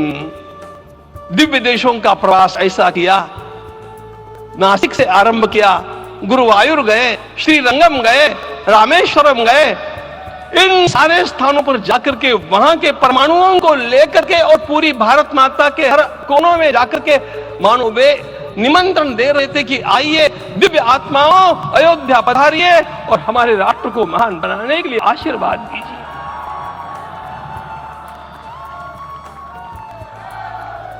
हमने केवल कहा 3 दिनों तक आपको भूमि शयन करना चाहिए। 11 दिनों से आप भूमि शयन कर रहे हैं। इस कड़कड़ाती ठंड में इस प्रकार का शयन करना, मित्रों, ब्रह्मा जी ने सृष्टि को निर्माण किया। उस समय उन्होंने एक शब्द को सुना था। भारत की संस्कृति का सबसे मूल शब्द है तप, तप इति। हमारे पूज्य गुरुदेव के गुरुदेव परम गुरु कहा करते थे, कांची के परमाचार्य जी महाराज, तपश्चर। मैं जब भी उनसे मिलता था वे कहते थे तपश्चर। आज तप की कमी हो गई है, और उस तप को हमने साकार आप में देखा। मुझे इस परंपरा को देखते हुए केवल एक राजा याद आता है जिसमें यह सब कुछ था, और उस राजा का नाम छत्रपति शिवाजी महाराज। छत्रपति शिवाजी महाराज। तो लोगों को पता नहीं है शायद। स्वयं जब मल्लिकार्जुन के दर्शन के लिए श्रीशैल के ऊपर गए, 3 दिन का उपवास किया, 3 दिन शिव मंदिर में रहे, और महाराज ने कहा कि मुझे राज्य नहीं करना है, मुझे संन्यास लेना है। मैं शिव जी की आराधना के लिए जन्मा हूं, मुझे संन्यास लेना है, मुझे वापस मत ले जाइए। इतिहास का वो बड़ा विलक्षण प्रसंग है। उस प्रसंग में उनके सारे ज्येष्ठ मंत्रियों ने उनको समझाया और लौटा करके लाया कि यह भी आपका कार्य भगवत सेवा ही है। आज हम लोगों को उसी प्रकार के एक महापुरुष ऐसे प्राप्त हुए हैं जिसको भगवती जगदम्बा ने स्वयं हिमालय से लौटा करके भेज दिया कि जाओ भारत माता की सेवा करो। तुम्हें भारत माता की सेवा करनी है। मैं अपने को कभी श्रद्धा रखने के बारे में भावुक नहीं पाता हूं, लेकिन कुछ स्थान ऐसे होते हैं जहां पर आदर के साथ अपना मस्तक अपने आप झुक जाता है। ऐसा एक स्थान हम लोगों को उच्च पदस्थ राजर्षि ने जब दिखाया तो मुझे छत्रपति शिवाजी महाराज के गुरु समर्थ रामदास स्वामी महाराज की याद आ गई। उन्होंने शिवाजी का वर्णन किया, निश्चयासा महामेरु, निश्चयासा महामेरु, बहुत जनासी आधारु, अखंड स्थितिता निर्धारु, श्रीमंत योगी, श्रीमंत योगी, श्रीमंत योगी। हम लोगों को आज एक श्रीमंत योगी प्राप्त हुआ। आज मैं यहां पर केवल इसलिए खड़ा हूं कि तपस्या के पश्चात इन सारे महात्माओं की अनुमति लेकर के और उनके आशीर्वाद लेकर के उनका यह तप पूर्ण करने के लिए, उसकी संगता के लिए उनको चरणामृत दिया जा रहा है। आप सबकी सहमति हो तो आप सब लोग ओंकार का घोष करके मुझे सहमति दें।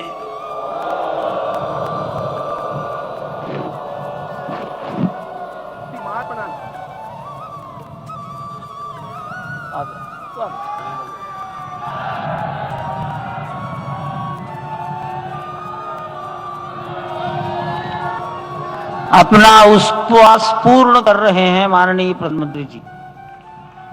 11 दिवसीय उपवास को वो पूर्ण कर रहे हैं।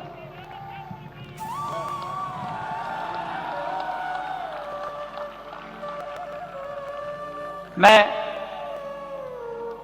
श्री राम जन्मभूमि तीर्थ क्षेत्र के अध्यक्ष पूज्य महंत नृत्य गोपाल दास जी महाराज,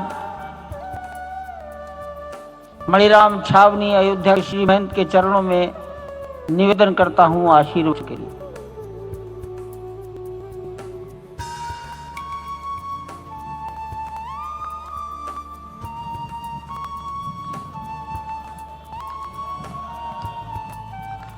कौन है?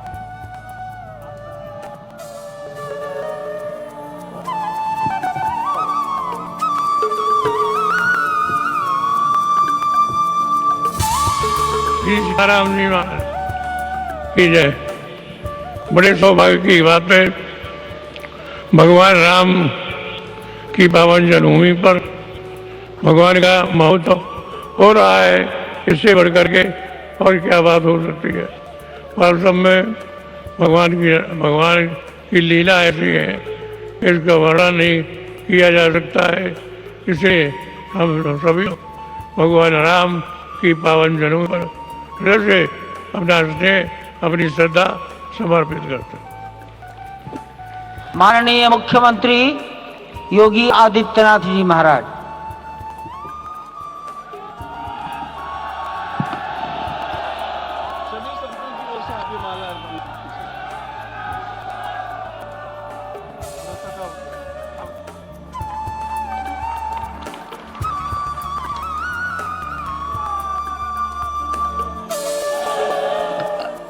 रामाय रामभद्राय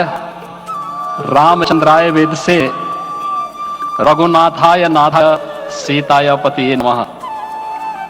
श्री रामलला भगवान के, श्री रामलला भगवान के, भारत माता के,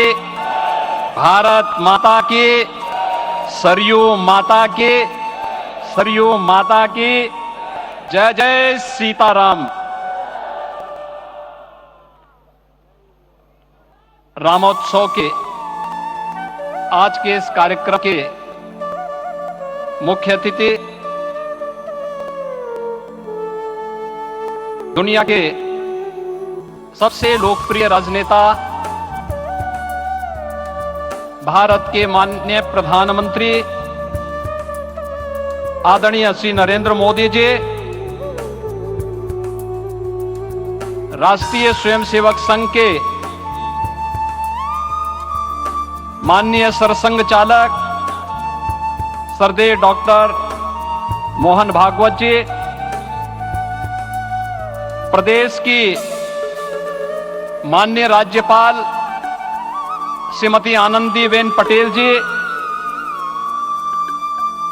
श्री राम जन्मभूमि तीर्थ क्षेत्र न्यास के अध्यक्ष पूज्य महंत नृत्य गोपाल दास जी, श्री राम जन्मभूमि तीर्थ क्षेत्र न्यास के कोषाध्यक्ष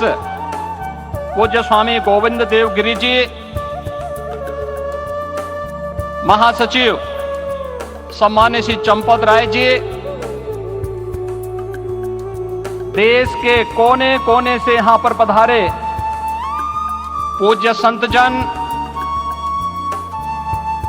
अपने अपने क्षेत्र के नेतृत्व देने वाले सभी उपस्थित महानुभाव, महोत्सव के इस पावन पर्व के अवसर पर आदरणीय प्रधानमंत्री जी का मैं आप सबकी ओर से हृदय से स्वागत करता हूं, अभिनंदन करता हूं। इस अवसर पर पधारे राष्ट्रीय स्वयंसेवक संघ के संचालक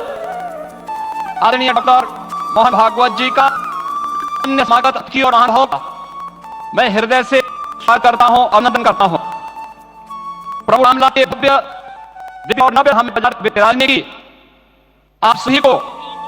कोट बधाई। 500 वर्षों के लंबे काल के उपरांत आज के चर्चित मौके पर अंत मन में भावने कुछ नृत्य करने के लिए शब्द नहीं मिल रहे हैं। मन भावुक है, भाव विभोर है, भाव है। निश्चित रूप से आप सब भी ऐसा महसूस होंगे।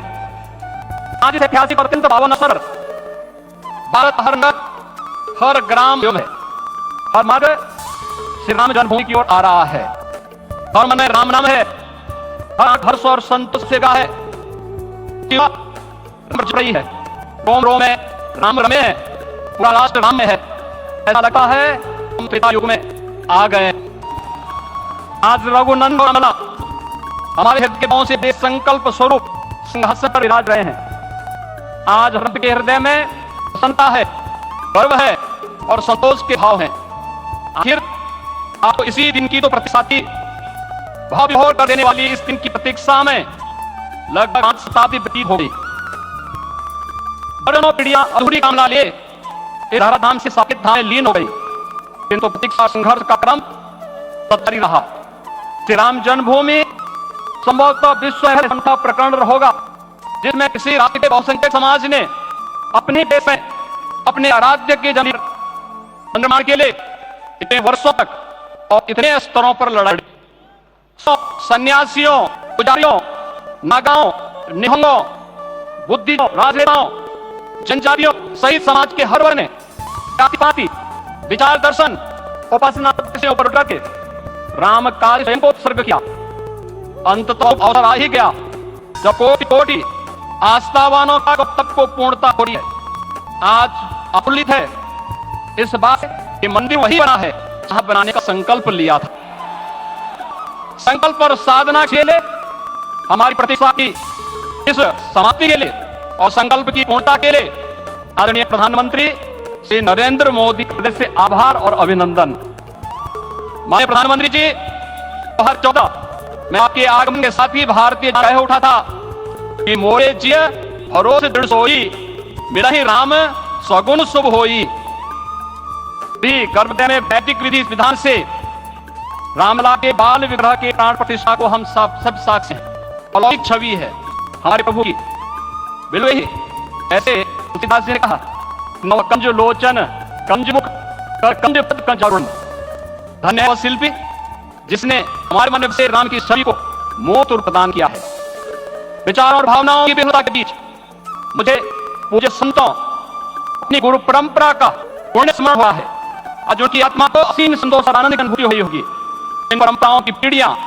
श्री राम जन्मभूमि के गेट में अपनी आहुति दे चुकी है। उनकी पावन स्मृतियों को मैं यहां पर कोटि कोटि नमन करता हूं। श्री राम जन्मभूमि महायज्ञ न केवल सनातन आस्था और विश्वास की परीक्षा का काल रहा, बल्कि संपूर्ण भारत को एकात्मता के सूत्र में पाने के लिए राष्ट्र की सामूहिक चेतना जागरण के ध्येय में भी सफल सिद्ध हुआ है। सदियों के बाद भारत में हो रहे इस चिर प्रतीक्षित नवविवाह को देख अयोध्या समेत पूरा भारत का वर्तमान आनंदित हो उठा है। भाग्यवान है हमारी पीढ़ी जो इस राम काज के साक्षी बन रहे हैं, और उससे भी भागी हैं वो जिन्होंने सर्वस्व इस राम काज के समर्पित किया है और करते चले हैं। जिस अयोध्या को उनकी अमरावती और धरती का कहा गया, वो सदियों तक अभिषिप्त थी, उपेक्षित रही, सुनियोजित तिरस्कार झेलती रही, अपनी ही भूमि पर सनातन आस्था पद्धति होती रही, किंतु राम का जीवन हमें संयम की सीख देता है और कि समाज ने संयम बने रखा। लेकिन हर एक दिन के साथ हमारा संकल्प और भी होता गया, और आप देखिए पूरी दुनिया अयोध्या के वैभव को निभा रही है और कोई अयोध्या आने को आतुर है। आज अयोध्या में त्रेतायुगीन वैभव आया है, दिख रहा है, की सांस्कृतिक राजधानी रूप में प्रतिष्ठित हो रही है, पूरा दिव्य और भव्य का साकार कर रहा है। नियोजित तीव्र गति से अयोध्यापुरी का विकास हो रहा है। वह प्रधानमंत्री के दृढ़ संकल्प और दूरदर्शिता के बिना संभव नहीं था। कुछ वर्ष पहले से पहले था अयोध्या में एयरपोर्ट होगा, यहाँ के इनके भीतर 4 लेन की सड़कें होंगी, श्री जी क्रूज चलेंगे, अयोध्या की खोई गर्म बसाएगी। लेकिन मित्रों, डबल इंजन की सरकार के प्रयास से आज सब सहयोग से सब साकार हुआ है। सांस्कृतिक अयोध्या, आयुष्मान अयोध्या, स्वच्छ अयोध्या, सक्षम अयोध्या, सुरम्य अयोध्या, सौम्य अयोध्या, दिव्य अयोध्या और भव्य अयोध्या के रूप में पुनरुद्धार के लिए हजारों करोड़ रुपए वर्तमान में यहां पर भौतिक विकास के लग रहे हैं। राम जी की पीढ़ी नया घाट, गोपाल घाट, ब्रह्म कुंड, भरत कुंड, सूरज कुंड, विभिन्न कुंडों के कायाकल्प, संरक्षण, संचालन, रखरखाव के कार्य हो रहे हैं। रामता की कल्चर मैपिंग कराई जा रही है। राम बनपथ पर रामायण वीथिका का निर्माण हो रहा है। नई अयोध्या में पुरातन संस्कृति और सभ्यता को संरक्षण तो हो ही रहा है, बहुत से जरूरतों को देखते हुए आधुनिक पैमाने के अनुसार सभी नगरीय सुविधाएं भी विकसित हो रही है। इस मोक्षदायिनी नगरी को आदरणीय प्रधानमंत्री जी की प्रेरणा से अब स्मार्ट सिटी के रूप में भी विकसित किया जा रहा है। पूरी अयोध्या में विश्व के सनातन आस्थावानों, संतों, पर्यटकों, शोधार्थियों, जिज्ञासुओं के प्रमुख केंद्र के रूप में से बनाने की ओर से अग्रसर किया जा रहा है। यह एक नगरी तीर्थ भर का विकास नहीं है, यह उस विश्वास की विजय है जिसे सत्यमेव के रूप में भारत के राज्य चिन्ह में अंगीकार किया गया है। यह लोक आस्था और जन विश्वास की विजय है, भारत के गौरव की पुनर्प्रतिष्ठा है। अयोध्या का दिव्य दीपोत्सव नए भारत की सांस्कृतिक पहचान बन रहा है और श्री रामलला की प्राण प्रतिष्ठा का समारोह भारत की सांस्कृतिक अंतरात्मा को समरस की एक अभिव्यक्ति सिद्ध कर रहा है। श्री राम जन्मभूमि मंदिर की स्थापना भारत के सांस्कृतिक पुनर्जागरण का आध्यात्मिक अनुसार है। यह राष्ट्र मंदिर है। निसंदेह श्री रामलला विग्रह की प्राण प्रतिष्ठा गौरव का एक ऐतिहासिक अवसर है। निश्चित रहिए, प्रभु राम की कृपा से अब कोई अयोध्या की परिक्रमा में बाधा नहीं बन पाएगा। अयोध्या की गलियों में अब गोलियों की गड़गड़ाहट नहीं होगी, कर्फ्यू नहीं लगेगा। अभी तो यहां दीपोत्सव, रामोत्सव और यहां की गलियों में श्री राम नाम संकीर्तन से यहां की गलियां गूंजायमान होंगी, क्योंकि अवधपुरी का मैं रामलला का विराजना, राम राज्य की स्थापना की उद्घोषणा भी है। राम राज्य बैठे त्रिलोका, हर्षित भये गए सब शोका। राम राज्य भेदभाव रहित समृद्ध समाज का द्योतक है और हमारे यशस्वी प्रधानमंत्री जी की नीतियों, विचारों और योजनाओं का आधार है। भव्य दिव्य राम जन्मभूमि मंदिर के स्वप्न को साकार रूप देने में योगदान देने वाले सभी वास्तुविदों, अभियंताओं, शिल्पियों और श्री राम जन्मभूमि तीर्थ क्षेत्र न्यास के सभी पदाधिकारियों को हृदय से धन्यवाद। पुनः आप सभी को रामलला के विराजने की ऐतिहासिक पुण्य घड़ी की बधाई। आदरणीय प्रधानमंत्री जी, आदरणीय सरसंघ चालक जी, माननीय राज्यपाल महोदया और आप सभी महानुभाव में एक बार फिर से हृदय से स्वागत और अभिनंदन देते हम सब जो संकल्प पूर्वजों ने लिया था उसकी सिद्धि की भी सभी बधाई देते हुए प्रभु के चरणों में एक बार पुनः नमन करते हुए पूरे प्रदेश और देशवासियों को आज के रामोत्सव के अवसर पर कोटि कोटि बधाई और अभिनंदन देते हुए अपनी वाणी को विराम देता हूं। जय जय सीताराम। राष्ट्रीय स्वयंसेवक संघ के सरसंघ डॉक्टर मोहन राव भागवत जी।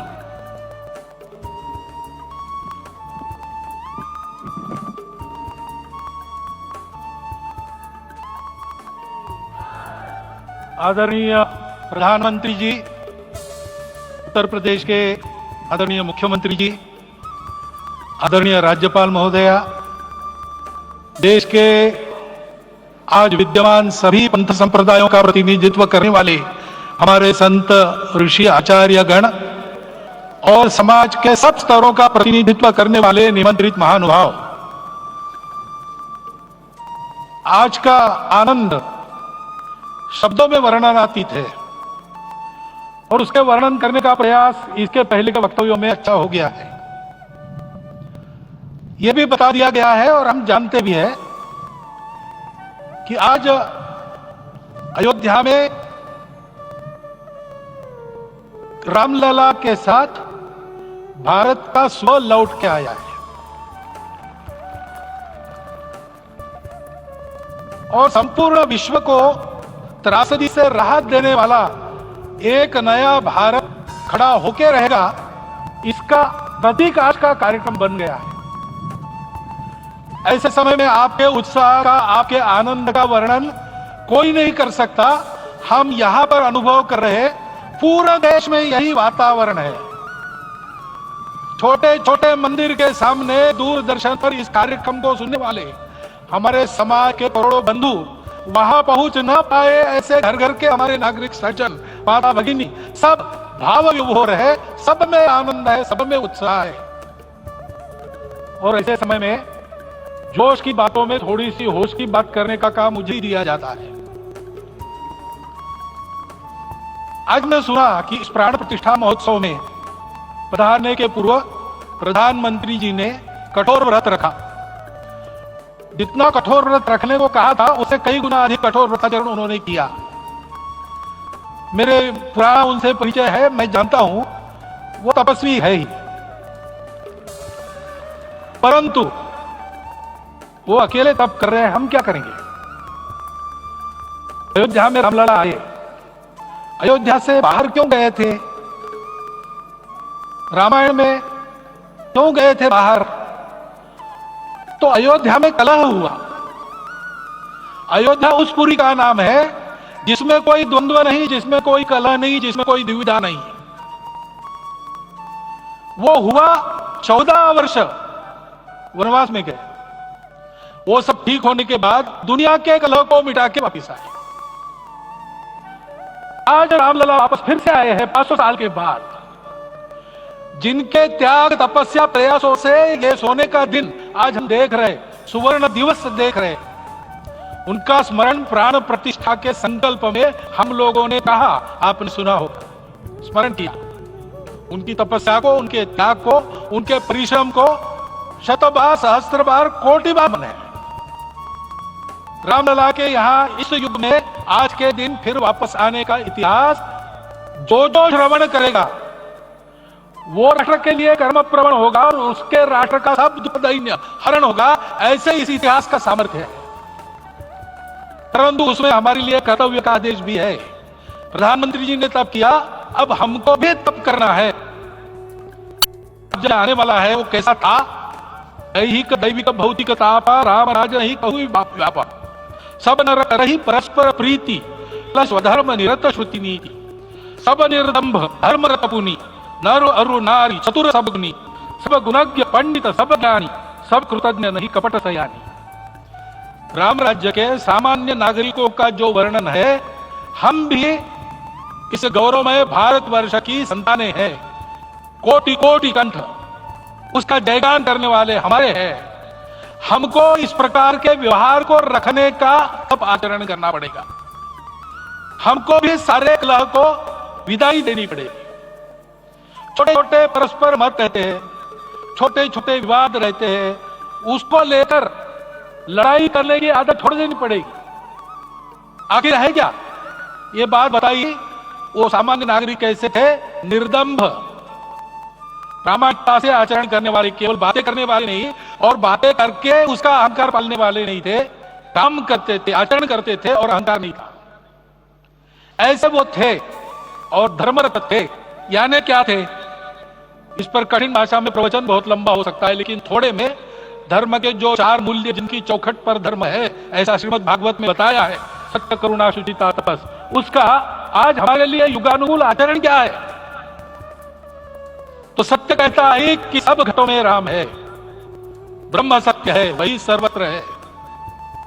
तो हमको ये जानकर आपस में समन्वय से चलना होगा, क्योंकि हम चलते हैं, सबके लिए चलते हैं, सब हमारे हैं, इसलिए हम चल पाते हैं।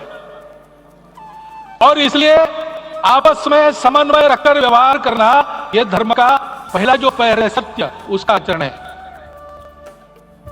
करुणा दूसरा कदम है, उसका आचरण है सेवा और परोपकार। सरकार की कई योजनाएं गरीबों को राहत दे रही, सब हो रहा है, लेकिन हमारा भी कर्तव्य है, ये सब समाज बांधव हमारे अपने बंधु है। तो जहां हमको दुख दिखता है, पीड़ा दिखती है, वहां हम दौड़ जाए, सेवा करें, दोनों हाथों से कमाएं, अपने लिए न्यूनतम आवश्यक रखकर बाकी सारा वापस दे, सेवा और परोपकार के माध्यम से। यह करुणा का अर्थ आज है। शुचिता पर चलना है, यानी पवित्रता होनी चाहिए। पवित्रता के लिए संयम चाहिए, अपने को रोकना है। सब अपनी इच्छाएं, सब अपने मत, सब अपनी बातें ठीक होंगी ही ऐसा नहीं, और होगी तो भी अन्यों के भी मत है, अन्यों की भी इच्छाएं हैं। और इसलिए अपने आप को संयम में रखते हैं तो सारी पृथ्वी सब मानवों को जीवित रखेगी। गांधी जी कहते थे, earth has enough for everyone's need, it can not satisfy everyone's greed. तो लोभ नहीं करना, संयम में रहना और अनुशासन का पालन करना, अपने जीवन में अनुशासित रहना, अपने कुटुंब में अनुशासन रहना, अपने समाज में अनुशासन रहना। सामाजिक जीवन में नागरिक अनुशासन का पालन करना। भगिनी निवेदिता कहती थी कि स्वतंत्र देश में नागरिक संवेदना रखा और नागरिक अनुशासन का पालन करना, यही देशभक्ति का रूप है। इससे जीवन में पवित्रता आती है। और तपस का तो मूर्तिमान उदाहरण आपके सामने आज दिया गया। व्यक्तिगत तपस तो हम करेंगे, सामूहिक तपस्या है संगठध्वम संवदध्वम, सम वो मनावसी जनता। हम साथ चलेंगे, बोलेंगे आपस में, उसमें से सहमति का समाज निकालेंगे, एक ही भाषा बोलेंगे, वो वाणी मन वचन कर्म समन्वित होगा और मिलकर चलेंगे, अपने देश को विश्वगुरु बनाएंगे। ये तपस हम सबको करना है। 500 वर्षों तक अनेक पीढ़ियों ने लगकर परिश्रम करके प्राणों का बलिदान देके खून पसीना बहाकर आज ये आनंद का दिन सारे राष्ट्र को उपलब्ध करा दिया। उन सबके प्रति हमारे मन में कृतज्ञता है। मैं यहां बैठता हूं तो मेरे मन में विचार आता है कि मुझे बिठाया, मैंने क्या किया? वो तो जो उन्होंने किया उसका प्रतिनिधि मुझे बनाया गया है। उस प्रतिनिधि के नाते मैं यह अवदान स्वीकार करता हूं और उन्हीं को अर्पण करता हूं। परंतु उनका यह व्रत हमको आगे लेके जाना है। जिस